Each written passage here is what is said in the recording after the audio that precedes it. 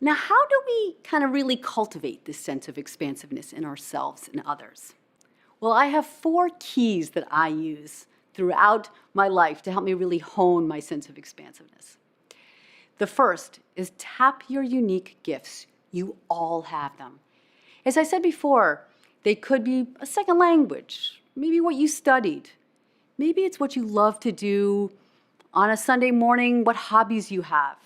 Don't worry if they seem unrelated to the world you're trying to connect them to. It could be something as seemingly disconnected as a musical ability or a fascination with contemporary art.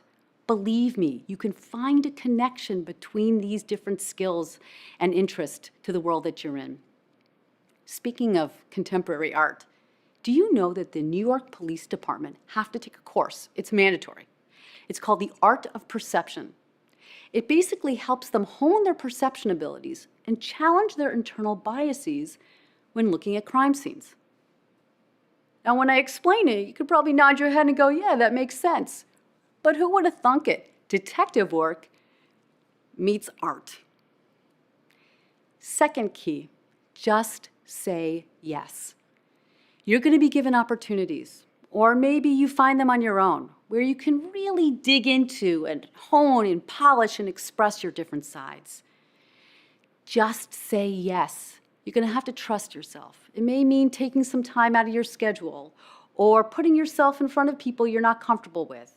It's worth it.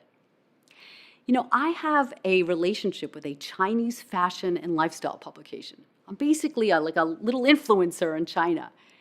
How did that come about? Because I just said yes. I was invited to speak at a fashion conference in New York.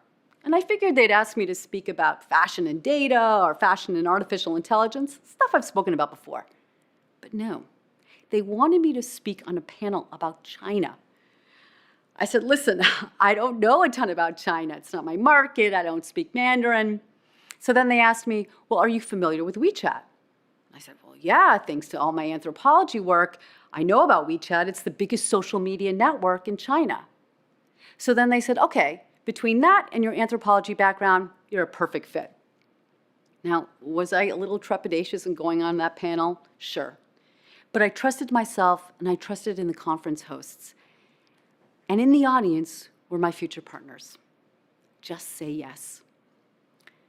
Third key to unlocking your expansiveness, look for the links. Try to connect your different sides. See if you can come up with a new solution. For me, it was connecting my anthropology background with tech. For Jenny, it was business and marathon training. And for Sean, it was his analytical abilities plus his YouTube creative background. Better yet, bring others to the ideation process. Because believe me, they'll have different passions and interests and come from different worlds, so they can add so much to the process. And then the final step in really embracing our expansiveness is teamworking it. Take all these different people who've embraced their expansiveness and then bring them together to see how they can combine their passions and interests and backgrounds for the sake of the team. I'm sure you've heard the concept, the whole is greater than the sum of the parts. And if you've ever played team sports or studied holistic anthropology like me or watched a jazz band in action, you've experienced this concept. Sure, all the individuals are super talented, but when you bring their talents together, whoa, so much more powerful. And the same is true for your teams. You know, in the same team as Sean is Mo. He happens to be a data rock star and a creative writer on the side. So imagine what happens when we combine Sean's talents with Mo's talents. Boom. Ever since I can remember, innovation and creativity have been at the heart of business growth. And now more than ever, when we have to be more agile and adaptive and innovative, we're going to have to tap the sense of creativity. But the great news is your teams are a wellspring of ideas. Because when they tap all their different sides, when they embrace their expansiveness, they will undoubtedly come up with ideas.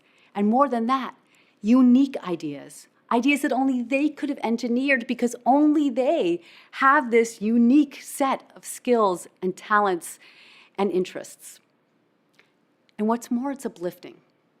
Because not only will we reap the rewards of new ideas and new insights when we embrace our expansiveness, but it raises morale because we feel so fully engaged and fulfilled. And it's this sense of morale that helps teams weather storms and get them excited to generate new ideas for the future. Thank you.